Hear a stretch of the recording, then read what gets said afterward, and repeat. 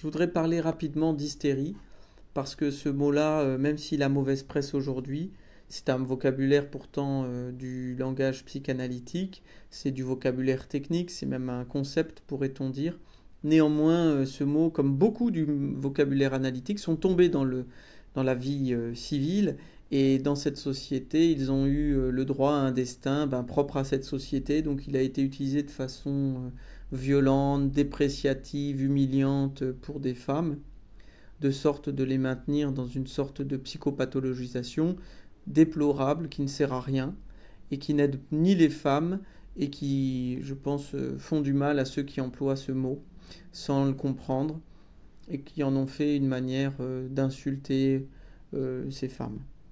Mais ce mot, quand même, on peut le conserver, je crois, et pour désigner des situations. J'en prends une parce que de nombreux médecins généralistes m'en ont parlé et se questionnent eux aussi pourquoi, pour certaines patientes, malgré tous les soins qu'ils proposent, malgré toutes les propositions qu'ils font de rencontrer tel ou tel spécialiste, là où elles vont évidemment, bien quelque chose de leur mal, de leur douleur persiste et ne parvient pas à se défaire.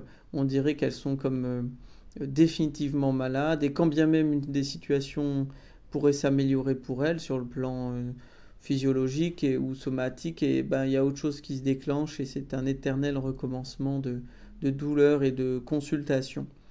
Et face à ça, beaucoup de médecins sont démunis, ils savent pas quoi faire, ça peut même les agacer, ils se demandent qu'est-ce qu'ils peuvent faire alors que toutes leurs options thérapeutiques sont épuisées.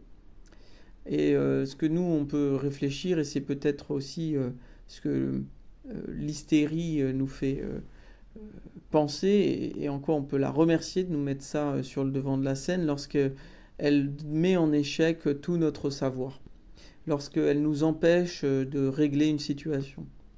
L'hystérie apporte ceci à la société, de dire qu'il n'y a pas de solution totale, il y a des problèmes qu'elle veut garder insolubles. C'est pas le problème en tant que tel, le problème pratique, le problème médical. C'est un problème existentiel, celui où quelqu'un aurait la vérité sur l'autre. Quelqu'un aurait le savoir définitif sur l'autre.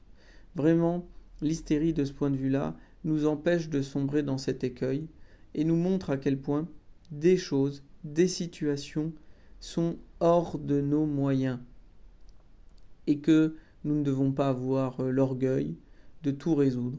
Certaines situations, nommément celles-ci, elles sont incarnées par ces patientes-là, ne sont pas faites pour être résolues. C'est-à-dire que pour la personne en question qui souffre, bien, l'idée est la suivante. Personne ne va dire ce qu'il en est de son désir propre. Voilà, personne n'a le dernier mot là-dessus. Elle seule le pourrait, et c'est pourquoi les psychanalystes ont offert aux hystériques un lieu où elles pouvaient tenter de résoudre autrement leur problème que de le mettre en scène et de faire en sorte que l'autre échoue à dire leur désir à elle. Voilà. Et donc cela leur revient, c'est leur responsabilité, et elles nous apportent en passant ce gain pour la société de dire que il y a des choses tellement intimes, tellement profondes, qui n'appartiennent pas à la société, et que la société ne peut pas avoir de savoir technique là-dessus.